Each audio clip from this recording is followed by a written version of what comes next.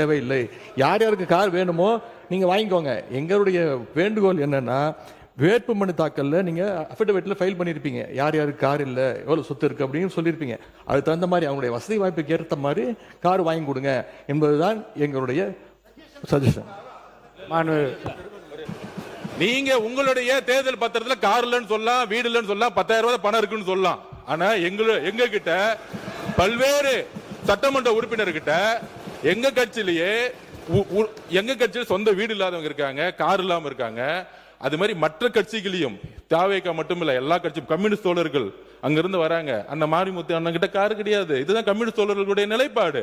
அப்ப ஒரு அறிவு பெறும் பொழுது இந்த கட்சியோட சட்டமன்ற உறுப்பினர், இந்த கட்சியோடைய உறுப்பினர்களுக்கு அறிவிப்பு வராது.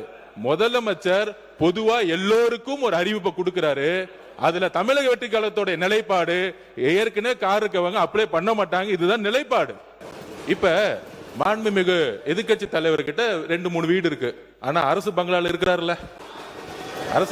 இருக்கிறாருல்ல, அவர் லெட்டர் என்கிட்ட தான் கொடுத்தாரு. பொதுப்பணித்துறை அமைச்சரா என்கிட்ட தான் கொடுத்தாரு. எனக்கு அரசு துறையுடைய பங்களா வேணும்னு கொடுத்தாரு.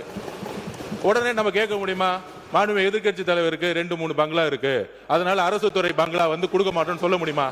எங்களுடைய முதலமைச்சர் சொன்னாரு, அவர் கோரிக்கை கொடுத்தாரு, உடனடியா கொடுத்துருவோம்னு சொன்னோம்.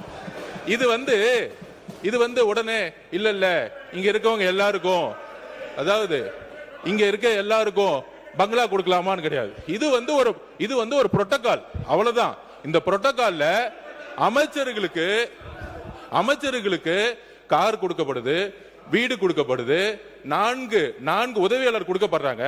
அப்ப சட்டமன்ற உதவியாளர் கிடையாது, சட்டமன்ற வீடு கிடையாது.